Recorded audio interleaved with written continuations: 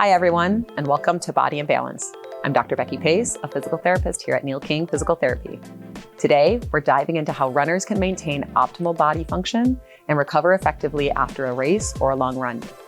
Whether you're a seasoned marathoner or just ran your first 5K, taking care of your body before and after a race is crucial for long-term health and performance. Let's talk about why pre and post run stretching and exercises are so important and walk through simple at-home techniques to help you stay injury-free and feeling great. Runners put significant stress on their bodies, particularly the legs, hips, and lower back. Without proper stretching and strengthening, you can increase your risk of injuries like shin splints, IT band syndrome, or even more serious issues. Pre-run exercises help warm up the muscles and prepare them for the repetitive impact, while post-run routines and recovery by improving flexibility and blood flow and reducing muscle soreness and preventing stiffness. Let's start with some activities to try out after a run. So we're gonna start with a downward and upward dog transitional dynamic movement. So Cody's gonna start in a plank position with her toes on the ground, hands on the ground. She's gonna move with shifting her weight back so her heels are reaching down towards the ground and hips are going up in the air. Hands are firmly placed into the ground to feel a stretch through the lats, calves, hamstrings. And then she's gonna shift into an upward dog position where you should feel a nice big stretching throughout your abdominals, your hip flexors, taking a nice deep breath in to really feel the rib cage move and open up. Alternating through these movements. Again, you can hold anywhere from 3 to 5 seconds based on your body. And for post-run, holding even a little bit longer is not a bad thing. Mild to moderate intensity of a stretch is always the key. You never want to feel too intense or pain throughout any sort of stretch. Adding in some other dynamic movement, you can start to pedal the feet and the knees. So bring the knees towards you and bend and feel that extra good stretch through the calf as you drop and drive that heel down into the ground. And again, keep that contact into your hands so you feel a good stretch into the lats, keeping the core engaged the entire time. Next, we're gonna move into the world's greatest stretch. So we're gonna be in a lunge position, one knee on the ground. That same hand is gonna be right in front with some stability. That stretch side is going to have the elbow drop down the shin towards the ground and then reach up towards the ceiling. And repeat that on the same side, probably about 5 times, holding each position for a couple seconds.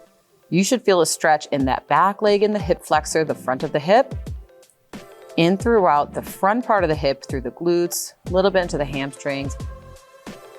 And then in the upper body, you'll feel a little bit more throughout the pecs and thoracic spine. This is notorious for being a really great stretch that people love and notes as the world's greatest stretch because you get so many mobilizations into different joints, muscle groups, and it's the biggest bang for your buck.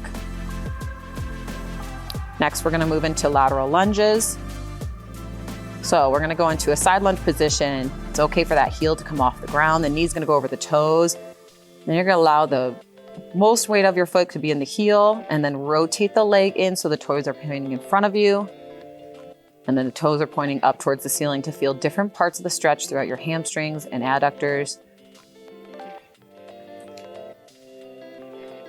As you rotate and the toes are up towards the ceiling, you can always bend your foot and kind of point down like you're pressing on a gas pedal and lift up as you feel additional stretches throughout parts of the calf, hamstring, and adductors.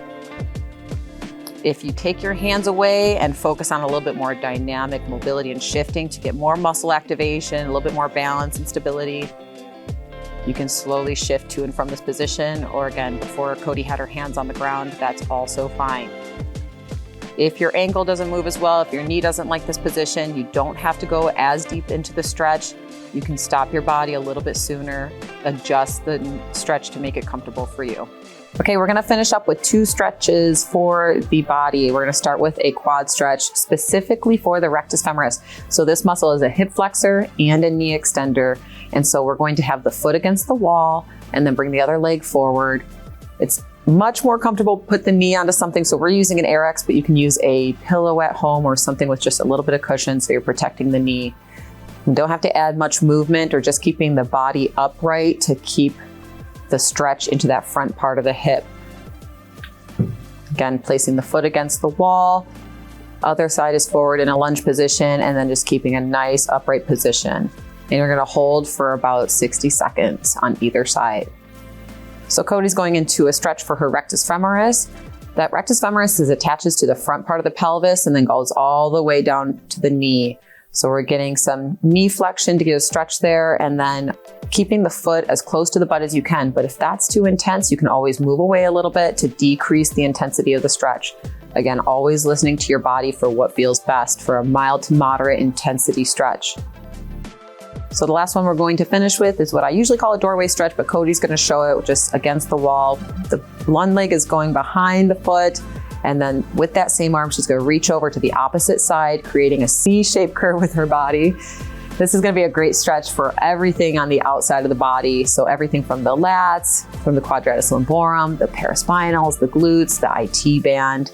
You can hold this for up to 30 seconds, 1 to 2 times on either side.